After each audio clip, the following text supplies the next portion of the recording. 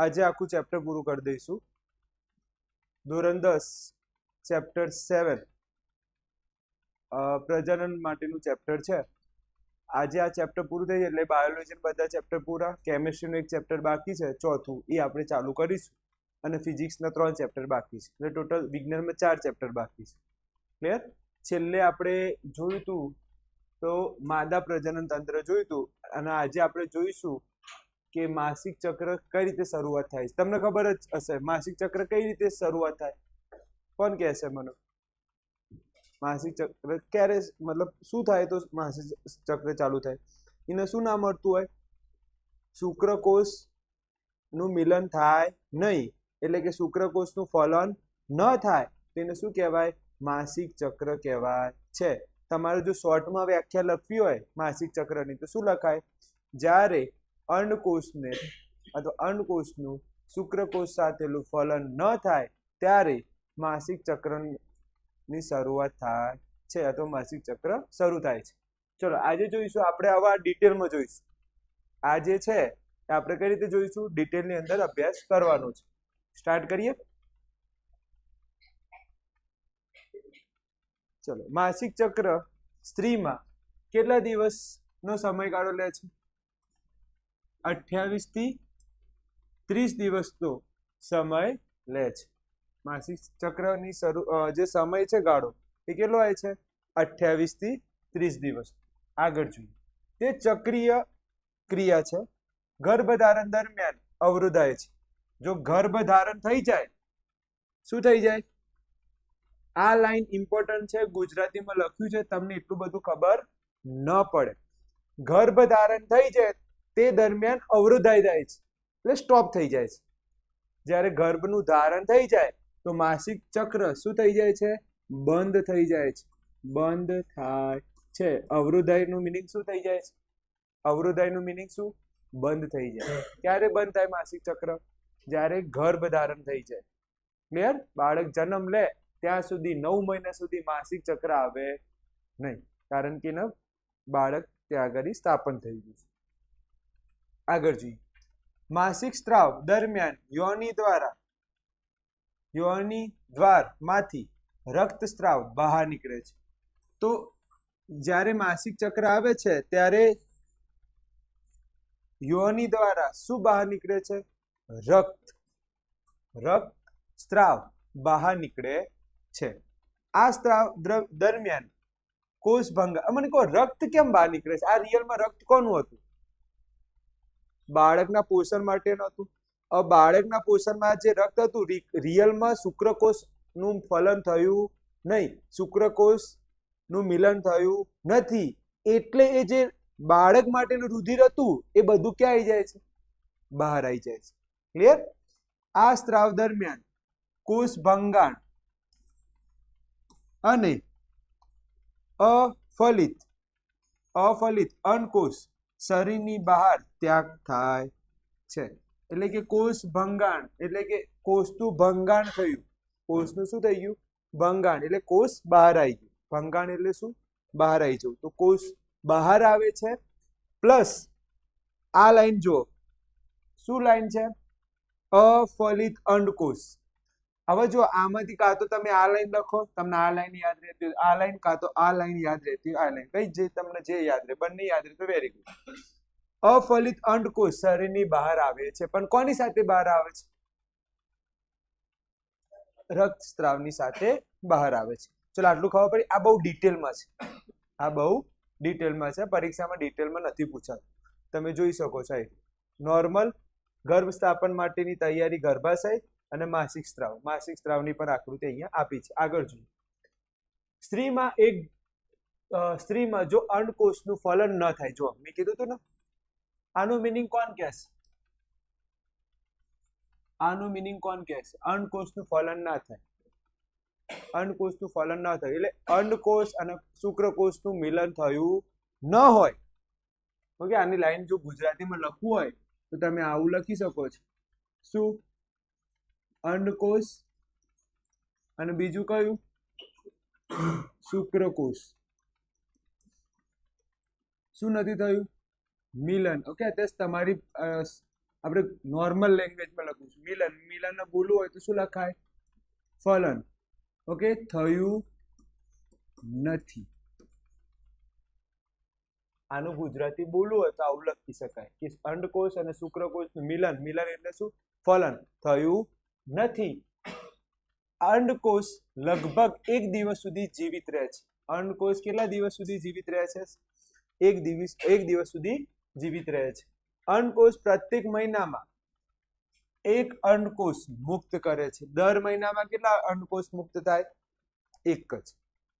જો સ્ત્રીઓમાં અંડકોષ નો આંકડો ફિક્સ હોય, લગભગ 48,000.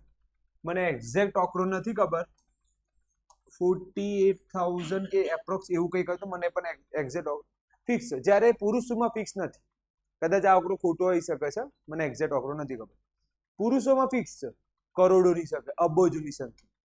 પણ જ્યારે સ્ત્રીનું જ્યારે શું કહેવાય, બેબીનો જન્મ થાય છે, છોકરીનો જન્મ થાય છે, ત્યારે અન્નપુટિકાઓ ફિક્સ હોય કે આટલી જ હોય. એટલે તો 45 થી 50 વર્ષમાં સ્ટોપ થઈ જાય. કેટલા વર્ષમાં માસિક સ્ત્રાવ સ્ટોપ થઈ જાય? 45 થી 50 વર્ષ. કેમ? કારણ કે તમે જસ્ટ ઇમેજ કરો, 12 મહિના. કેટલા મહિના? 12 મહિના. ઓકે, 12 મહિનામાં એક અંડકોષ મુક્ત થાય અને માસિક સ્ત્રાવની શરૂઆત કયા વર્ષથી થાય? 12 વર્ષ. હવે તમે એક્ઝેક્ટ આંકડો વિચારો, તમે 48 માની લો. કેટલો માની લો? 48. હવે 48 માંથી 12 કટ કરો, કેટલા થાય? 36. હવે 36 ગુણ્યા કેટલા કરી દો? 12. એટલા જ અંડકોષો હોય. એટલા શું હોય? અંડકોષ. હવે જોજો, નવાઈની કેવી વાત છે. જો દાખલા તરીકે બાળક છે ગર્ભમાં, તો 9 મહિના તો પેલું ના આવે, અંડકોષ મુક્ત થવાનું જ નહીં. તમારે બીવાની જરૂર નથી કે ભાઈ અંડકોષ મુક્ત ન થાય તો એક્સપાયર થઈ જાય, એવું ના આવે. એવું હોતું નથી. એ જ્યારે બાળક બહાર આવશે ને પછી ફરીથી અંડકોષ ચાલુ થઈ જશે. ક્લિયર? ખબર પડે છે? તો આ એટલો તો કીધું છે. 45 થી કેટલા વર્ષ? 50. અમુક વાર મતલબ માતા બની હોય તો 1 વર્ષ તો ગયું એમાં, એટલે 45 ની જગ્યાએ કેટલા જતા રહે? 46. બીજા વર્ષ બને તો 46 થી હજી વધી શું થઈ જાય? 47. એટલે આટલા વર્ષની અંદર અંડકોષ શું થઈ જાય? પૂરા થઈ જાય. એટલે તમે જોજો 50 વર્ષ પછી છે ને કોઈ માં બની શકે નહીં. કેમ ના? માં કેમ ના બની શકે? કારણ કે એની જોડે શું નથી? અંડકોષ છે નહીં. અંડકોષ જ નથી તો બાળક પેદા થાય નહીં. તો મેક્સિમમ ઉંમર કેટલી હોય? 45 થી 50. પછી માં બની શકાય નહીં, કારણ કે અંડકોષ પૂરા થઈ ગયા છે.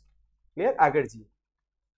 ગર્ભાશય પ્રત્યેક મહિનામાં ગર્ભનું સ્થાપન માટે તૈયાર થાય છે. ગર્ભાશય પ્રત્યેક મહિને ગર્ભ માટે શું થઈ જાય છે? તૈયાર થાય છે. આ તૈયાર ક્યારે થાય? ગર્ભ માટેનું તૈયારી ક્યારે થાય? જ્યારે પેલું અંડકોષ મુક્ત થાય ને ત્યારે આ ગર્ભનું સ્થાપન માટે તૈયાર થઈ જાય. આ માટે ગર્ભાશયના અંતઃ દિવાલ, કઈ દિવાલ? અંતઃ એટલે અંદરની દિવાલ કેવી બને છે? કેવી બને છે? આ જુઓ કેવી બની? જાડી. ક્લિયર? અને સ્થિતિસ્થાપક અને પુષ્કળ રુધિર પુરવઠો સભર બને છે. તો અંદરની દિવાલ કેવી બને છે? જાડી બને છે, પુષ્કળ રુધિર વાળી અને પ્લસ સ્થિતિસ્થાપક વાળી બને છે. આગળ જઈએ. પરંતુ ફલન ન થાય તો ગર્ભાશયનું અંત આવરણ જરૂરી રહેતી નથી. એટલે કે અંદરનું આવરણ જરૂર રહેતું નથી. ક્લિયર? કેમ નથી રહેતું? કારણ કે ફલન થયું નથી તો અંદરનું આવરણ પછી જરૂર રહેતું નથી. તેથી આ આવરણ ધીરે ધીરે શું થઈ જાય છે? ધીરે ધીરે શું થાય છે? તૂટે છે અને શ્લેષ્મ રૂપે યોનિના માર્ગમાંથી બહાર આવે છે. હવે જો ગર્ભ જ નથી, તેનું કઈ કામ છે નહીં, એ રુધિરનું કઈ કામ રહેવાનું નથી. ક્લિયર? કારણ કે ફલન નથી થયું, અને ફલન નથી થયું તે રુધિરનું કઈ કામ ખરી નથી કામ. એટલે ધીરે ધીરે શ્લેષ્મ રૂપે યોની દ્વાર દ્વારા શું આવે છે? બહાર આવે છે. આ સ્ત્રાવ લગભગ 1 મહિનાના સમયગાળે થાય છે. કેટલા સમયગાળે? 1 મહિનાના સમયગાળે થાય છે. એટલે તેને માસિક સ્ત્રાવ અથવા ઋતુસ્ત્રાવ અથવા રજોધર્મ પણ કહેવામાં આવે છે. તેની અવધિ કેટલા દિવસ ચાલે? 2 થી 8 દિવસ ચાલે છે. 2 થી 8 દિવસ સુધી આ ચાલે છે. ક્લિયર? અહીંયા પૂરું થઈ જાય છે. આગળ જઈએ છીએ. આખું ડિટેલમાં પૂછાતું નથી પરીક્ષામાં, શોર્ટમાં જ પૂછાય 2 માર્ક કે માસિક ચક્ર સમજાવો 2 ગુણ, એમાં શોર્ટમાં લખવાનું, આટલું બધું લાંબુ લખવાની જરૂર નથી, એટલે તૈયાર કરવાની જરૂર નથી. ચલો આ જોઈએ. સ્ત્રીમાં ભ્રૂણ નિર્માણ એટલે કે બાળક કેવી રીતે જન્મ લે છે. બાળક કેવી રીતે જન્મ લે છે એના માટેનો પ્રશ્ન છે. અડધો કલાક ચાલશે, ધ્યાનથી સમજજો. પ્રશ્ન વાંચજો, હું પ્રશ્ન નથી વાંચતો, હું તો આ જ લાઈન જોઈ લો. બાળક જન્મ કેવી રીતે લે છે આ પ્રશ્ન હજી સુધી બોર્ડમાં આવ્યો નથી, પણ આપણે સમજી લઈએ. પહેલી લાઈન, અંડપિંડમાંથી મુક્ત થતો શું? અંડકોષ કોના અંડવાહિનીમાં પ્રવેશ. આ લાઈન આવડી? ઇમેજ કરી લીધું. અંડપિંડમાંથી શું મુક્ત થયો? અંડકોષ. કોના દ્વારા? અંડવાહિની દ્વારા. ક્યાં આવશે? ગર્ભાશયમાં આવશે. અહીંયા અત્યારે શોર્ટમાં લખ્યું છે અંડવાહિની પ્રવેશ. અંડવાહિની પછી ક્યાં જાય? વેરી ગુડ, ગર્ભાશય. તો હવે પહેલી લાઈન શું જોઈશું? ફલન. કેમ કે ફલન આવશે ને, ડાયરેક્ટ થોડી ગર્ભાશયમાં જતું રહે. પહેલા કોણ મળવા આવશે? શુક્રકોષ આવશે. શુક્રકોષ અને અંડકોષનું સૌથી પહેલું મિલન ક્યાં થાય છે? Very good. તો અંડવાહિનીમાં પહેલી પ્રક્રિયા કઈ? ફલન. તો આપણે એ જોઈશું. ફલન જાતીય સમાગમમાં, કઈ સમાગમમાં? જાતીય સમાગમ દરમિયાન શુક્રકોષ યોની માર્ગ દ્વારા દાખલ થાય છે. શુક્રકોષ યોની માર્ગ દ્વારા શું થાય છે? દાખલ થાય છે.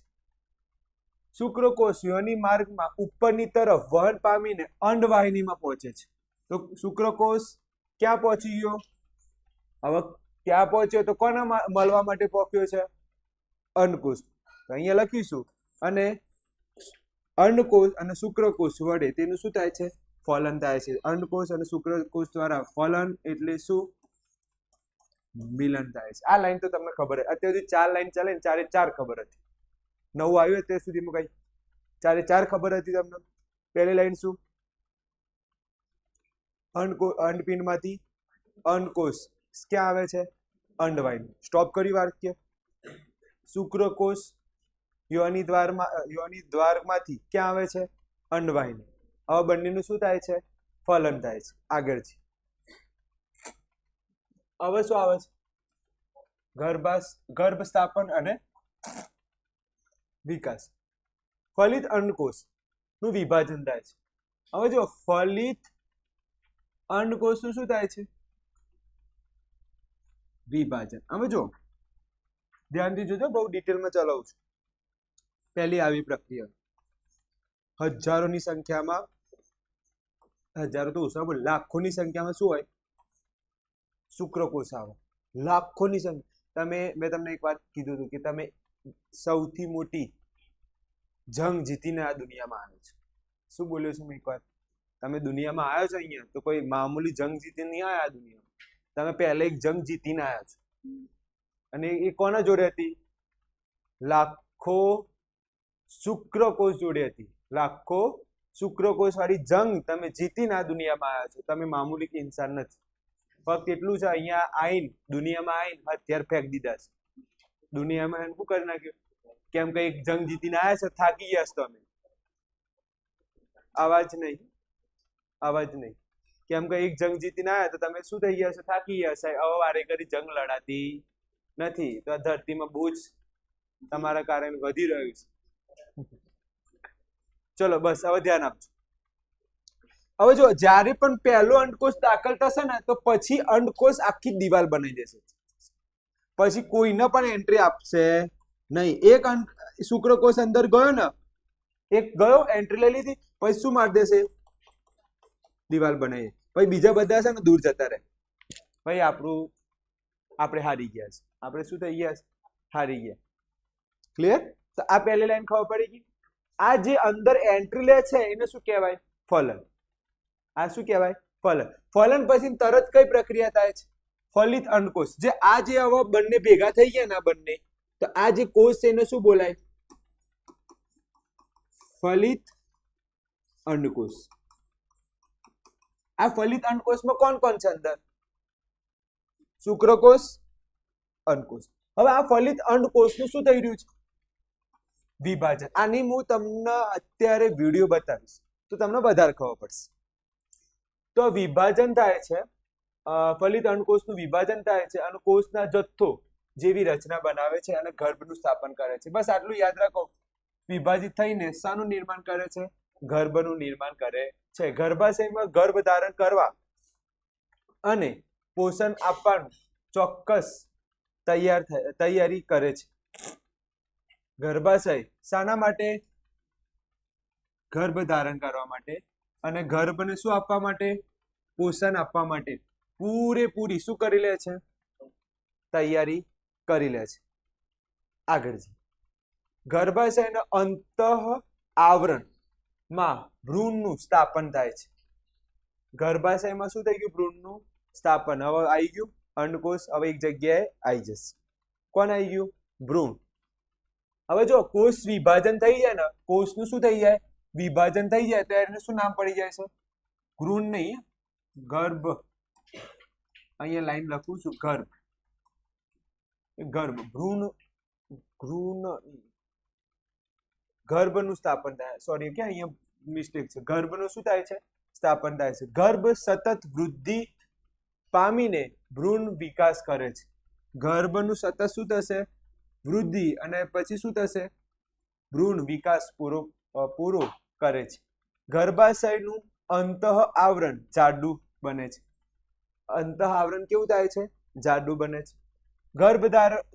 ગર્ભધારણ દરમિયાન ભ્રૂણને શું મળે છે? પોષણ, અને બીજું શું મળે છે? રુધિરનો પુરવઠો સભર મળી રહે છે. ખાવાનું મળી રહે છે અને બાળકને રુધિર પણ મળી રહે છે, લોહી પણ મળી રહે છે. ક્લિયર? અત્યાર સુધીમાં એવું કોઈ નવી લાઈન આવી નથી. હા, ફક્ત એક આ નવી લાઈન આવી કે ભાઈ આ અંદર જતું રહે તો શું કહેવાય?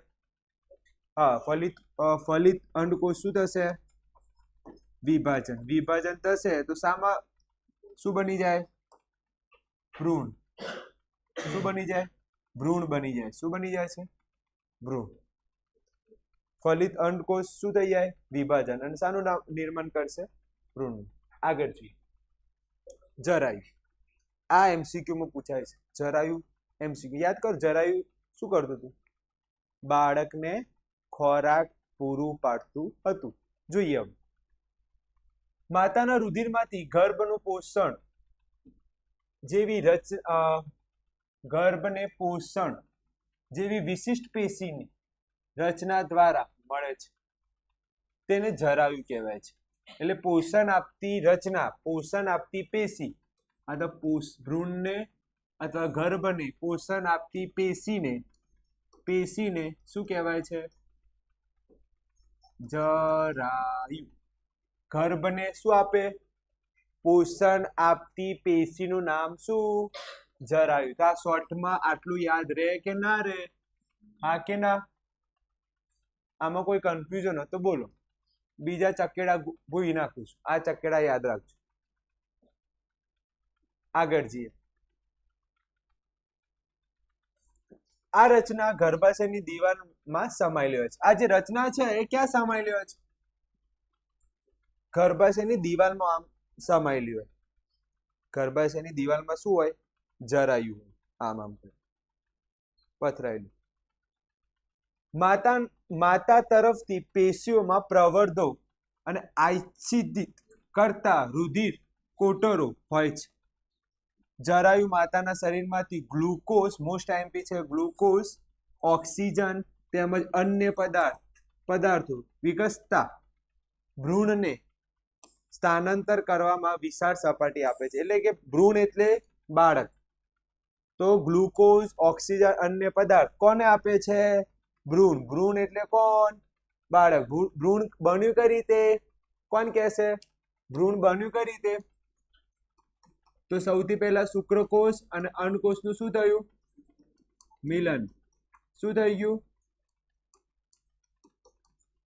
મિલન થયું. મિલનને શું કહેવાય? ફલન. એકવાર એન્ટ્રી લીધી. હવે આને શું બોલાય? ફલિત અંડકોષ. હવે એમાં શું થશે? વિભાજન. વિભાજન થશે તો શાની રચના કરશે? ભ્રૂણની રચના કરે. અને ભ્રૂણને ઓક્સિજન એ બધું કોણ આપશે? કોણ આપશે? જરાયુ. આગળ જઈએ. વિકસતા ભ્રૂણ દ્વારા ઉત્પન્ન થતું ઉત્સર્ગ દ્રવ્યો, જોજો ઉત્સર્ગ દ્રવ્ય એટલે મળમૂત્ર, ઉત્સર્ગ દ્રવ્ય એટલે શું? મળમૂત્ર જરાયુ માધ્યમ દ્વારા માતાના રુધિરમાં જતું રહે છે. તો જે મળમૂત્ર કરે બાળક, જે શું કરે મળમૂત્ર, એ કોણ લઈ જાય છે? જરાયુ. અને એ જે જરાયુ છે માતાના ક્યાં જતું રહે છે? રુધિરમાં જતું રહે છે. માતાના ક્યાં જતું રહે છે? રુધિરમાં. આ તમારા માટે નવું, આ તમને નથી ખબર. તો જરાયુ ખોરાક પણ આપે છે. હવે જરાયુ આમ પાથરેલું હોય, જરાયુ શું કર્યું? પાથરેલું હોય. હવે પાથરેલું છે તે ખોરાક પણ આપે છે બાળકને, અને જે મળમૂત્ર છે એ જે મળમૂત્ર છે સીધું માતાને ક્યાં જતું રહે? લોહીમાં. એ સીધું માતાને ક્યાં જતું રહે? લોહીમાં. આગળ છે બાળક જન્મ. હવે માતાના શરીરમાં ભ્રૂણનો વિકસિત થવા માટે લગભગ કેટલા મહિના લે છે? 9 મહિના. ગર્ભાશયની પેશીઓ લયબંધ સંકોચનથી અથવા સંકોચાયથી બાળક જન્મે છે. બહુ દર્દ થાય, કેમ કે સ્નાયુઓ પેશીઓ બહુ સંકોચાય અને પછી બાળક જન્મ લે છે. ક્લિયર? હવે આપણે એક વિડીયો જોઈશું. ઓકે, શાંતિથી જોવાનું છે. महीने औरत के शरीर से एक छोटा सा एग रिलीज होता है. जब एक आदमी और औरत करीब आते हैं तो आदमी के शरीर से लाखों स्पर्म निकलते हैं. वो सब उस एक एग तक पहुंचने की कोशिश कर. चलो, આ જે શુક્રકોષ હતા એ ગયા કઈ જગ્યાએ? ધ્યાનથી જુઓ, ક્યાં ગયા? અંડવાહિનીમાં ગયા. બધા લાખોની સંખ્યામાં શુક્રકોષ ક્યાં ગયા? અંડવાહિનીમાં. અને અંડકોષ એક મુક્ત થાય કે 1 2 3 4 મુક્ત થાય? અંડકોષ એક જ અંડકોષ મુક્ત થાય. અને એના બાજુ કોણ રેસ લગાવી રહ્યા છે? શુક્રકોષ. एग तक पहुंचने की कोशिश करते हैं, लेकिन सिर्फ एक ही स्पर्म उस एग के अंदर जा पाता है. जैसे ही वो स्पर्म अंदर दाखिल होता है, एग फौरन खुद को सील कर लेता है ताकि कोई दूसरा स्पर्म अंदर न आ सके. एग के अंदर स्पर्म और एग का डीएनए आपस में मिल जाता है और ठीक उसी पल फर्टिलाइजेशन यानी गर्भाधान होता है. एक बच्चे के जीवन की बिल्कुल शुरुआत. फिर वो फर्टिलाइज एग फलोपियन ट्यूब से होते हुए यूटेरस यानी गर्भाशय की तरफ अपना सफर शुरू करता है. कुछ दिनों बाद एग सेल्स का एक छोटा सा गुच्छा बन जाता है जिसे ब्लास्टोकिस्ट कहते हैं. लगभग 5वें या 6ठे दिन ये ब्लास्टोकिस्ट अपने खोल से बाहर निकलता है और यूटेरस की दीवार से चिपक जाता है. इस प्रोसेस को इम्प्लांटेशन कहते हैं और यहीं से बच्चे का असली विकास शुरू होता है. लगभग 9 से 12 हफ्तों तक दिल, दिमाग, रीढ़ की हड्डी, हाथ और पैर साफ शेप लेने लगते हैं. अंदरूनी अंग काम करना शुरू कर देते हैं. आखिर में लगभग 40 हफ्तों तक वो जीवन पूरी तरह से डेवलप हो जाता है और पैदा होने के लिए तैयार होता है. इस तरह एक नया जीवन, एक बच्चा दुनिया में आता है.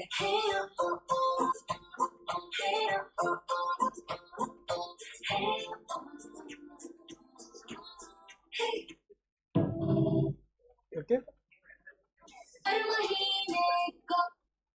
ચલો આગળ જઈએ. હવે આપણે રોગો વિશે ભણીશું કે જાતીય સમાગમ દરમિયાન કયા રોગો થઈ શકે. આમાંથી MCQ પૂછાય છે, ખાસ ધ્યાન આપજો. ઓકે, જાતીય સમાગમ દરમિયાન કયા રોગ થાય? તો જાતીય સમાગમ દ્વારા બે રીતના રોગ થાય છે. એક છે બેક્ટેરિયા દ્વારા. કયા રોગ? બેક્ટેરિયા દ્વારા થતા રોગ. હવે જો બેક્ટેરિયાને ગુજરાતીમાં શું બોલાય? જીવાણુ. ટ્રીક યાદ રાખજો, સિંગોડા. શું યાદ રાખવાનું? તો બેક્ટેરિયા ક્યાં બેઠા છે? સિંગોડા ઉપર. બેક્ટેરિયા ક્યાં બેઠા છે? સિંગોડા ઉપર. સી એટલે શું? સી એટલે શું? સિફિલિસ નામનો રોગ જાતીય સમાગમ દ્વારા થાય છે. હવે બેક્ટેરિયા હોય તો તમને કયો રોગ થઈ શકે છે? સિફિલિસ. સિફિલિસ. બીજો રોગ છે ગો. તો ગો નો મીનિંગ છે ગો, નો અને રિયા. આ રીતે લખ્યું તો હું ધોઈ નાખ્યું. આ રીતે કોઈ લખ્યું છે ને ઇંગ્લિશમાં ગો, નો અને રિયા કરી હું ફટકારી. શબ્દ યાદ રાખજો. આ તો તમને થોડુંક યાદ રહે એટલે મેં આવું લખ્યું છે. કોઈએ આ જો ઇંગ્લિશમાં લખી દીધું છે ને,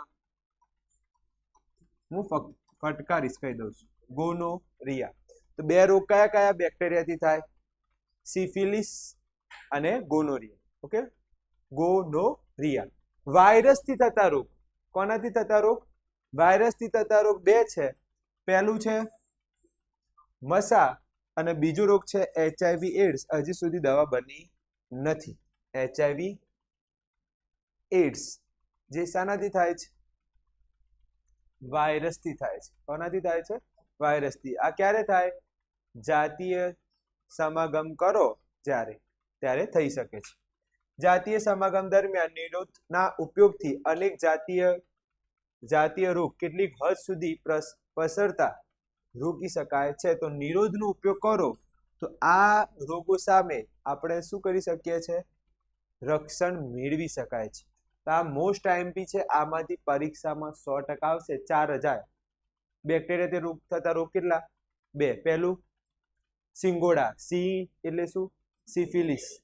ગો એટલે ગોનોરિયા. ઓકે. વાયરસથી થતા રોગ બે. મસા, HIV એડ્સ. મસા છે શું? ચામડી પર ઉપસેલી આવતા મોટા તલને શું કહેવાય છે? મસા કહેવાય છે. ક્લિયર? આગળ જવા દો. ચલો, માનવ વસ્તીનું નિયંત્રણની પદ્ધતિ વર્ણવો. માનવ વસ્તીને નિયંત્રણ કરું છું. વસ્તીનું શું કરવું છે? નિયંત્રણ. અથવા બહુ ડેન્જર વાક્ય છે, વાક્ય યાદ રાખજો, કોન્ટ્રાસેપ્ટિક પદ્ધતિ. સમજાવો. હવે તમે આવું આવો ને પરીક્ષામાં તો તમે મને કહો કે સાહેબ આવું તો કોઈ સમજાયું જ નહીં. તો શબ્દ યાદ રાખજો. કોન્ટ્રાસેપ્ટિક પદ્ધતિ એટલે માનવ વસ્તીનું નિયંત્રણ કરવું. કોન્ટ્રાસેપ્ટિક પદ્ધતિ એટલે શું? માનવ વસ્તીનું શું કરવાનું છે? નિયંત્રણ કરવાનું છે. અને બીજું છે ગર્ભધારણ અટકાવવા માટે. ગર્ભનું શું કરવા? ગર્ભધારણ અટકાવવા માટેની 3 પદ્ધતિઓ લખો. ચલો, પહેલી લાઈન જે છે ને એ તમારા સ્વાધ્યાયનો 11મા નંબરનો પ્રશ્ન છે. તમારા સ્વાધ્યાયનો કયો નંબરનો છે? 11. અને નીચેનો છે એ તમારા સ્વાધ્યાયનો 10મા નંબર. એવું કઈ પ્રશ્ન છે. તો આ તૈયાર કરી દો. સ્વાધ્યાયના કેટલા પ્રશ્નો આવડી જાય? 2 પ્રશ્નો તમને આવડી જાય. કાં તો 10મો છે કાં તો 8મો છે. મને આંકડો યાદ નથી. ક્લિયર? તો આપણે પહેલી લાઈનથી સમજીએ કે આપણે જે ગર્ભધારણ આ કેમ જરૂર પડી? માનવ વસ્તીનું આ બધું કેમ જરૂર છે? તો ધ્યાનથી જુઓ. પહેલું, આ બધી જેમ કે નિરોધ છે આપણે કેમ ઉપયોગ લઈએ છીએ? તો પહેલી લાઈન, અનિચ્છિત ગર્ભધારણ રોકવા માટે. અનિચ્છિત, આપણે ઈચ્છા નથી બાળક પેદા કરવાની. આપણી ઈચ્છા નથી બાળક પેદા કરવાની, તો આપણે શાનો ઉપયોગ કરીએ છીએ? નિરોધનો ઉપયોગ કરીએ છીએ. હલો. ઓકે. બીજું છે માનવ વસ્તીનું નિયંત્રણ કરવું. માનવ વસ્તીનું શું કરવા માટે? નિયંત્રણ કરવા માટે આપણે નિરોધનો ઉપયોગ કરીએ છીએ. ત્રીજી લાઈન, જાતીય સંક્રમિત રોગો અટકાવવા માટે. એટલે કે રોગ ના થાય, આપણને રોગ ના થાય તો પણ આપણે શાનો ઉપયોગ કરીએ છીએ? નિરોધનો. તો આપણે નિરોધનો ઉપયોગ કેમ કરીએ છીએ? અથવા ગર્ભધારણ કેમ અટકાવવું છે? આ બધા જે કારણ છે એના મુખ્ય 3 કારણ કયા કયા? પહેલું, ગર્ભધારણ રોકવા, માનવ વસ્તીનું નિયંત્રણ કરવા, જાતીય સમાગમ દ્વારા થતા રોગો સામે રક્ષણ મેળવવા. કેટલી રીતો છે ટોટલ? 3. પહેલી કઈ રીત? યાંત્રિક. બીજી રીત કઈ? રાસાયણિક અવરોધ. ત્રીજી રીત કઈ? સહસ્ત્ર ક્રિયા. પહેલી કઈ જોઈશું? યાંત્રિક. તો યાંત્રિકમાં પહેલું શું આવે છે? નિરોધ. બીજું શું આવે છે? યોનિને ઢાંકતા અવરોધ. બે રીતનો નિરોધ આવે, એક પુરુષ વાપરે અને સ્ત્રી માટેનો આવે. પુરુષ વાળું જે હોય એ યોનિને ઢાંકતા અવરોધ જેવું હોય છે નિરોધ, અને પુરુષ વાળું એમના શીર્ષ ઉપર લગાડવામાં આવે. બીજું એક છે કોપર ટી. બીજી કઈ છે? Copper T. આ કેવું છે હું તમને સમજાવું. દાખલા તરીકે આ છે ગર્ભાશય, આ શું છે? ગર્ભાશય. કોપર ટી આપણે ઉપયોગ ના કરાય, ડોક્ટરની મદદ લેવી પડે કોપર ટી. પછી શું કરે? ગર્ભાશયમાં એક સળી જવા દે ડોક્ટર. એક શું જવા દે? સળી જવા દે, અને પછી નીચેથી આમ કરી ખેંચશે. ઓકે, લેયર હોય નીચેથી, શું હોય? એક લેયર. અને ખેંચશે તો અહીંયા છે ને આવું એક પડ બની જાય. હવે આવું બન્યું તો મને એવું કહો, શુક્રકોષ અંદર એન્ટ્રી લઈ શકે? શુક્રકોષ અંદર જઈ શકે? ના જઈ શકે. કેમ? કોના જેવી આકાર દેખાય? ટી જેવું દેખાય છે. કોના જેવો આકાર દેખાય છે? ટી. આને બોલાય કોપર ટી. ઓકે, તો આ પણ એક પ્રકારનું આની અંદર પદ્ધતિમાં આવે છે. આ બધી યાંત્રિક છે. આ બધી કઈ પદ્ધતિ છે? નિરોધ યાંત્રિક, યોની દ્વાર માટે ઢકાતું અવરોધ યાંત્રિક, કોપર ટી યાંત્રિક. આ કોપર ટી કોના દ્વારા, કોની મદદ લેવી પડે? ડોક્ટરની મદદ લેવી પડે. હવે જો કોપર ટી નો ઉપયોગ કરો તો ગર્ભધારણ અટકાવી તો શકાય, પણ અહીંયા શું લખ્યું છે? કેટલીક હદ સુધી વિપરીત અસર પણ થઈ શકે. કેટલીક હદ સુધી શું થઈએ? વિપરીત અસર. કેમ એવું? તમને યાદ હોય તો મને કહો, આનું પીએચ કેટલું હોય? એસિડિક હોય કે બેઝિક હોય? એસિડિક હોય. અને કોપર ટી નાખો તો એસિડિક માધ્યમમાં કઈક પ્રક્રિયા થાય કે ના થાય? ચેપ્ટર નંબર 1 ધાતુની એસિડ સાથેની પ્રક્રિયા યાદ આવે છે કઈક? એટલે કેટલીક હદ સુધી શું થઈ શકે છે? વિપરીત અસર થઈ શકે છે. આગળ જઈએ. હવે કયું આવ્યું? હા, એટલે કે ગર્ભ અવરોધક ગોળી. બાળક પેદા ના થાય એવી શું આવે છે? ગોળીઓ આવે છે, એનો ઉપયોગ કરવામાં આવે છે. હવે આ ગોળી ખાઓ ને તો શું થાય ખબર છે? સ્ત્રીને તકલીફ પડે, અને ડેન્જર તકલીફ. દવાખાનામાં ધક્કા હેવી ખાવા પડે. કેમ? જોઈએ. એક તો સ્ત્રીના શરીરમાં અંતરસ્ત્રાવ નું સંતુલન બદલાઈ જાય છે. જેમ કે ઉદાહરણ તરીકે 23 માસિક ચક્ર આવતું હોય, 23 શું આવતું હોય? માસિક ચક્ર આવતું હોય, અને તમે ગર્ભ નિરોધક ગોળી લઈ લીધી તો 23 ની જગ્યા સીધું જમ્પ મારે, કાં તો 28, કાં તો 1, કાં તો બંધ થઈ જાય. તો તમારે પછી ધક્કા હે ના ખાવા પડે, દવાખાના ખાવા પડે. તો સૌથી ડેન્જર એટલે કયું? ગોળી વાળું. કેમ? અંતઃસ્ત્રાવમાં શું કરે છે? સંતુલનમાં શું કરી નાખે છે? બદલે છે. સંતુલન બદલી નાખે છે. તો કઈક રિએક્શન જોવા મળશે, અને અહીંયા લખ્યું જ છે. શું દેખાય છે? વિપરીત અસર. ઓકે, અંડપાદની ક્રિયા થતી નથી, અંડકોષ મુક્ત થતો નથી, ફલન થતું નથી. ગોળી કરી લીધી એટલે ફલન થવાનું નથી, કારણ કે અંડકોષ જ મુક્ત નહીં થયો. શું નહીં મુક્ત થયો? અંડકોષ જ મુક્ત નહીં થયો, તો ફલન ક્યાંથી થવાય? ઓકે, પહેલા ગોળી ગળવાની અને પછી જાતીય સમાગમ કરાય. ઓકે, જાતિ સમાગમ કરી પછી ગોળી ખાવ તેનું તો કોઈ મતલબ નહીં. તો એ ખબર હોવી જોઈએ કે ગોળી કઈ રીતે ખવાય. જાતીય સમાગમ કરો એ પહેલા ખાવાની, એટલે શું મુક્ત ના થાય? અંડકોષ મુક્ત થાય નહીં. અને અંડકોષ જ મુક્ત ના થાય ચોથી બાળક પેદા થવાનું છે. હવે અંડકોષ મુક્ત નહીં થયો તો જો અંતઃસ્ત્રાવમાં શું ફેરફાર થશે? સંતુલનમાં ફેરફાર થશે, અને કેટલીક શું જોવા મળશે? ગોળીઓ ખાઓ તો પણ એની અસર ખરાબ થઈ શકે છે. આગળ આવ્યું કઈ ક્રિયા? સહસ્ત્ર ક્રિયા. સહસ્ત્ર ક્રિયા શુક્રવાહિનીને અવરોધાય છે, અંડવાહિનીને અવરોધાય છે, એટલે બંધ કરી દેવામાં આવે છે. શુક્રવાહિની શું કરી દેવામાં આવે? બંધ. અંડવાહિની શું કરી દેવાનું? બંધ. એટલે કાપી લેવામાં આવે. શું કરી દેવામાં આવે? કાપી. શુક્રવાહિની કાપી દો તો શુક્રકોષ જશે ચોથી, કેમ કે નળી શું કરી નાખી છે? કાપી લીધી છે. અંડવાહિની કાપી લો તો અમન કો આ જે ફેરફાર છે કેવું હશે? કાયમી, આ જીવન શાંતિ. એટલે આ જીવન સુધી માતા પિતા ના બને.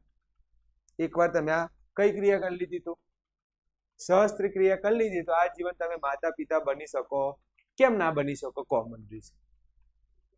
એટલે કારણ કે નળી જ શું કરી નાખી છે? બંધ કરી દીધી છે, કાપી દીધી છે, તો ક્યાંથી તમે માતા પિતા બની શકો? ક્લિયર? અને ફલન થતું નથી. આ જે છે અવરોધ, કેવો અવરોધ છે? કાયમી, લાઈફ ટાઈમ સુધી રહે. આ અવરોધ કેવો છે? કાયમી. તો પરીક્ષામાં પૂછાય કાયમી અવરોધ કયો છે? સહસ્ત્રક્રિયા. સંપૂર્ણપણે સુરક્ષિત છે, કોઈ આડઅસર થવાની, એકવાર કરી લીધું તો સંપૂર્ણ સુરક્ષિત. ક્લિયર? બીજું, સહસ્ત્રક્રિયામાં સંક્રમણથી ચેપ અને અન્ય સમસ્યા પણ સર્જાઈ શકે છે. ચેપથી સમસ્યા પણ સર્જાય. તમે કોઈ અનુભવી ડોક્ટર જોડે નથી જતા તો પછી તમને ચેપ પણ થઈ શકે છે, કોઈ નાના મોટા રોગ પણ થઈ શકે છે. ક્લિયર? પૂરું થઈ ગયું. આગળથી ઓકે. હવે આ નથી કરવાનું, હવે સીધા આપણે એન્ટ્રી લઈશું સ્વાધ્યાય પર. ચેપ્ટર પૂરું. સ્વાધ્યાયનો પહેલો પ્રશ્ન, અલિંગી પ્રજનન કલિકા સર્જન કોના દ્વારા થાય છે? કલિકા સર્જન ઈશ દ્વારા. ચલો, અમીબા કયું પ્રજનન કરે? કયું પ્રજનન કરે? ભાજન. પ્લાઝ્મોડિયમ ભાજન. લેશમાનિયા ભાજન. ચલો, અમીબા ભાજનમાં કયું કરે? દ્વિભાજન. પ્લાઝ્મોડિયમ કયું કરે? બહુભાજન. અને લેશમાનિયા દ્વિભાજન. અને ફક્ત હિસ્ટ જ એવું છે, એ કયું કરશે? કયું કરશે? કલિકા સર્જન. એટલે જવાબ શું આવશે? હા, તમે એમસીક્યુ તૈયાર કરો ને, જો સ્ટુડન્ટ કોને કહેવાય? એમસીક્યુ તૈયાર કરો, તમને એટલું જ ખબર, હાઈ સાહેબ હિસ્ટ આવે, પણ તમને એ નહીં ખબર કે એ કેમ ના આવ્યું. તો ભાઈ હું નકામું છે, તમે ભણો છે. એ કેમ ના આવ્યું? ભાજન. સી કેમ ના આવ્યું? ભાજન. ડી કેમ આવ્યું? ભાજન. અમીબા કયું પ્રજનન? દ્વિભાજન. પ્લાઝ્મોડિયમ, લેશમાનિયા. ક્લિયર? ચલો આગળ જઈએ. મને એમ કહો, પરાગશયમાં શું ઉત્પન્ન થાય? વેરી ગુડ, વાંચી લો. એટલે જેમ ઊંધું છે. હા, હવે આવશે. ત્રીજો પ્રશ્ન વાંચી લો, પછી બીજું લઉં છું, કાપતો નહીં. પરાગશયમાં અહીંયા લાઈન આવે, અહીંયા જગ્યા છોડી નહીં, લાઈન. પરાગશયમાં ખાલી જગ્યા હોય છે. શું હોય છે? પરાગરજ. ચલો, વજ્રપત્ર ક્યાં હોય? પુષ્પની નીચેના ભાગમાં. ચલો, પરાગ અંડાશય ક્યાં હોય? સ્ત્રી કેસરમાં. ચલો, સ્ત્રી કેસર એમાં તો શું લખવાની જરૂર છે? ચલો, પરાગરજ ક્યાં હોય?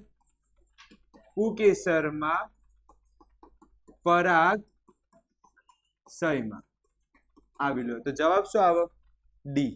જવાબ શું આવે? આવડી ગયું? હવે પ્રશ્ન નંબર 2 વાંચો. માદાનું પ્રજનન ભાગ નથી. આમાંથી માદાનું ભાગ કયો નથી? હા, આ કોનો ભાગ છે? નરનો. કોનો ભાગ છે? નરનો. કઈ એક્ઝામ પૂછાયું છે? 2020. આ તે હેલું છે ને? આગળ જઈએ. ચોથા નંબરનું વાંચો. ભાઈ, અલિંગી કરતા લિંગી પ્રજનન કેમ લાભદાયક છે? કારણ કે લિંગીમાં શું જોવા મળે છે? ભિન્નતા. ભિન્નતા જોવા મળે તો ખબર, પેલા કોષ વિભાજન થાય. ચલો, કોષ વિભાજન ક્યારે થાય? ચલો, પહેલા તો મને એમ કહો, સૌથી પહેલા શું થાય? શુક્રકોષ અને કોનું? અંડકોષનું શું થવાનું? બોલતાય નહીં. ફલન. ફલન પછી શું થાય? એ શું બની જાય? ફલિતાયન. ફલિતાયન પછી શું થાય? વિભાજન. વિભાજન પછી શું બની જાય? શું બની જાય? ભ્રૂણ. આ જે વિભાજન થાય છે ને, એને ગુજરાતીમાં કહેવાય અર્ધસૂત્રીય ભાજન. આ જે વિભાજન થાય છે એને શું કહેવાય? અર્ધસૂત્રીય ભાજન. તો અર્ધસૂત્રીય ભાજનમાં જનીનોમાં નવા જોડાણ રચાય છે. નવા જોડાણ શું થાય છે? રચાય છે. અને નવા જોડાણ તરફથી જ આપણને ભિન્નતા મળે છે. લાઈન આવડશે? જો બ્લુ કરેલું છે ને, એ જ વાંચવાનું છે. બધું વાંચવા જશે આપણે કેવું હોય વિજ્ઞાનમાં, હોય આખા મોટા ફકરામાં હોય 2 લાઈન ઇમ્પોર્ટન્ટ, અને આપણે મોટું તૈયાર કરીને બેઠા હોય તો ક્યાંથી આવડવાનું છે? સમજો છો? તો આટલું મોટું મોટું જોઈને તમને આમ તો બીક લાગે, પણ સ તો રિયલમાં કઈ લાઈન ઇમ્પોર્ટન્ટ? હા, તમને ખબર છે અહીંયા આ લાઈન ના લખવો હોય તો તમે પેલી લખી શકો, ડીએનએ ની પ્રતિકૃતિની સાથે. યાદ આવે છે?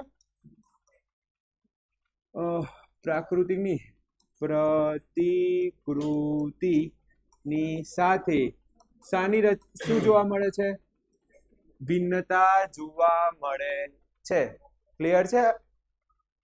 ક્લિયર છે? અર્ધસૂત્રીય વિભાજનમાં નવા કોષોનું સર્જન થાય છે. આ નવા કોષને જ આપણે શું કહીએ છીએ? ભિન્નતા કહેવાય છે.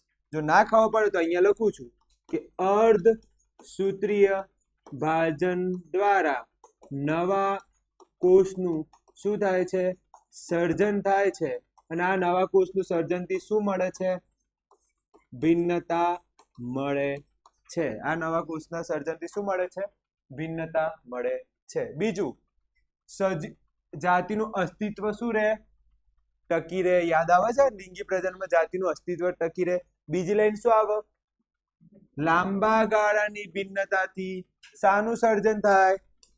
બોલો, હેલું હતું કે નહીં? ચલો, પહેલી લાઈન શું મળે? ભિન્નતા. બીજી લાઈન અર્ધસૂત્રીય વિભાજન દ્વારા નવા કોષ. આ નવા કોષને શું કહેવાય? ભિન્નતા. ચલો, ત્રીજી લાઈન અસ્તિત્વ ટકી રહે. અને ચોથી લાઈન શું આવે? ઉદ્વિકાસનું સર્જન થાય. ઉદ્વિકાસનું સર્જન. શોર્ટમાં લખી દીધું. ચલો આગળ જોઈએ. શુક્રપિંડનું કાર્ય શું? શુક્રકોષનું શું કરે? અને ટેસ્ટોસ્ટેરોનનું. ચલો, આ કેમ આ સ્ત્રાવ કોના માટે ઉપયોગી છે? કિશોર અવસ્થામાં ઉત્પન્ન થાય છે. એ પુરુષના લક્ષણો આપે છે. નરના લક્ષણો કયા અંતઃસ્ત્રાવના કારણે ઉત્પન્ન થાય છે? હા, આ કોના માટે જરૂરી છે? બાળક પેદા કરવા માટે. કોના માટે? બાળક પેદા માટે. અને આ કોના માટે? પુરુષ જેવા દેખાવ માટે. પુરુષ જેવા દેખાવ માટે. ક્લિયર? ઓછું હોય ને તો તમે પુરુષ જેવા ના દેખો. ચલો આગળ જવા દો. ચલો, મને કહો, સ્ત્રીમાં અંડકોષનું કાર્ય શું? અંડપિંડનું કાર્ય શું? અંડપિંડનું કાર્ય. પહેલું, અંડકોષનું ઉત્પાદન કરે. બીજું, ઇસ્ટ્રોજન અને પ્રોજેસ્ટેરોન નામનું અંતઃસ્ત્રાવ ઉત્પન્ન કરે. તો આ એક વધારાનું લખ્યું છે મેં. આ જે છઠ્ઠો પ્રશ્ન છે ને, સ્વાધ્યાયમાં નથી. આ છઠ્ઠો પ્રશ્ન સ્વાધ્યાયમાં નથી કે માદામાં અંડપિંડનું શું કાર્ય છે? તો પહેલું છે ઇસ્ટ્રોજન અંતઃસ્રાવ. બીજું છે પ્રોજેસ્ટેરોન અંતઃસ્રાવ. પછી કયું છે? અંડકોષનું ઉત્પાદન. આ ખબર પડી ગઈ તમને? આવડી ગયું ને? તો આ બંને ભેગું લખે સર, અલગ અલગ લખે ચાલી જાય, જેમ લખવું. આ સ્વાધ્યાયમાં નથી, મેં વધારાનું ચલાવ્યું છે. ચલો, હવે કયું આવ્યું? પેલામાં તો કેટલા બધા મુદ્દા હતા. આમાં શોર્ટમાં લખીશું. શોર્ટમાં એટલે કયું? અંડકોષનું ફલન ન થાય ત્યારે ગર્ભાશયની અંદરની દિવાલ અથવા ગર્ભાશયની અંદર જાડી, છિદ્રષ્ટ, પુષ્કળ, રુધિર પુરવઠા સભર દિવાલ શું થાય છે? તૂટે છે. તો જો આની અંદર આ પહેલી લાઈન તો આવડી ગઈ. આમાં લખાતું કેમ નથી? હા, આ પહેલી લાઈન તો આવડી ગઈ. હવે બીજી લાઈન જે છે ને, બીજી લાઈનમાં એમાં જો એક કઈ લાઈન યાદ રાખવાની? જાડી. બીજી કઈ લાઈન યાદ રાખવાની? છિદ્રષ્ટ. ત્રીજી કઈ લાઈન? પુષ્કળ રુધિર વાળી દિવાલ. ઓકે, દિવાલ શું થાય છે? તૂટે છે. 3 લાઈન યાદ રાખવાની. ગર્ભાશયની અંદરની દિવાલ જાડી, છિદ્રષ્ટ, પુષ્કળ રુધિર વાળી દિવાલ તૂટે છે. આને શું કહેવાય? બોલો. પેલાના જેવા 10 મુદ્દા લખવા છે, કેમ કે 2 જ ગુણનું છે તો આટલું જ લખો.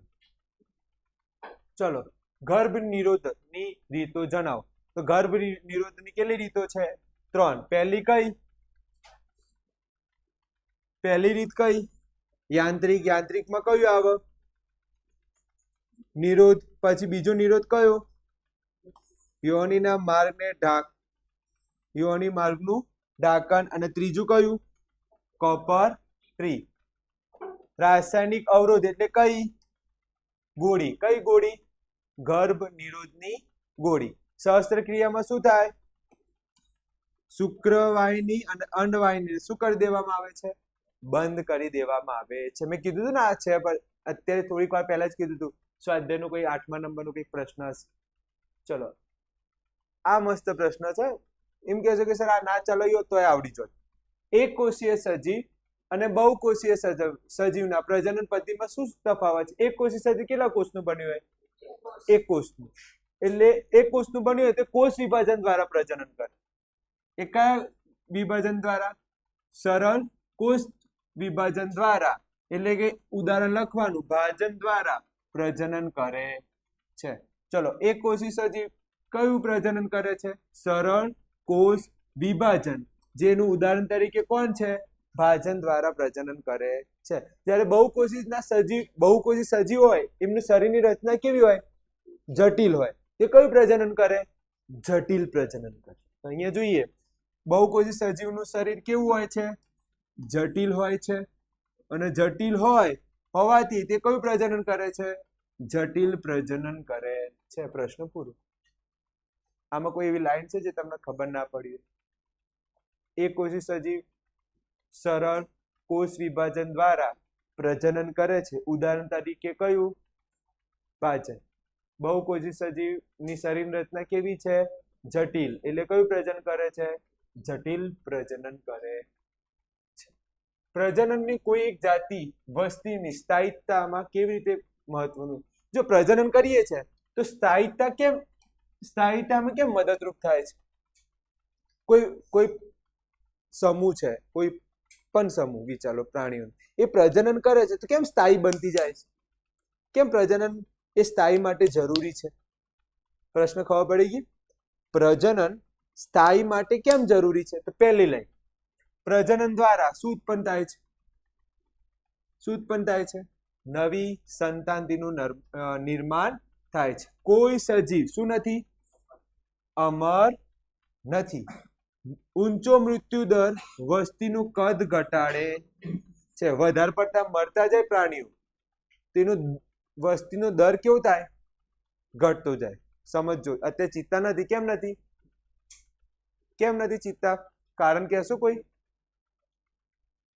કોઈ કારણ કહેશે મને? કારણ કે એમની વસ્તી ધીમે ધીમે શું થતી જાય છે? નાશ થતી જાય છે. અને એમની વસ્તી નાશ થતી જાય, તેનું કદ કેવું થાય? તો એ વસ્તીનું ઘટતું. છેલ્લી લાઈન, વસ્તીના જન્મ દર, મોસ્ટ આઈએમપી છે. વસ્તીનો જન્મ દર અને મૃત્યુ દર દ્વારા તેનું કદ નક્કી થાય છે. આપણને બે વસ્તુ ખબર હોવી જોઈએ. એક કયું? જન્મ દર. અને બીજું કયું? મૃત્યુ દર. થી આપણને શું ખબર પડે? કદ ખબર પડે છે. અને 11મો પ્રશ્ન એ હું નહીં ચલાવું, એ તમને આવડશે કે ભાઈ ગર્ભ નિરોધનું કેમ અપનાવ્યું? મેં ગર્ભ નિરોધની યુક્તિઓ, સાધનો અપનાવનાર કયા કારણો હોઈ શકે? મેં ગર્ભ નિરોધ કેમ અપનાવ્યું હશે? કદાચ તો મારે શું ઈચ્છા નહીં હોય? અનિશ્ચિત ગર્ભધારણ રોકવા માટે. મારે અત્યારે ઈચ્છા નથી બાળક પેદા કરવાની, તો અનિશ્ચિત ગર્ભધારણ માટે. બીજી લાઈન કઈ? માનવ વસ્તીના નિયંત્રણ માટે. ત્રીજી લાઈન કઈ? રોગોને ફેલાવતા અટકાવવા માટે. અહીંયા ચેપ્ટર પૂરું થાય છે.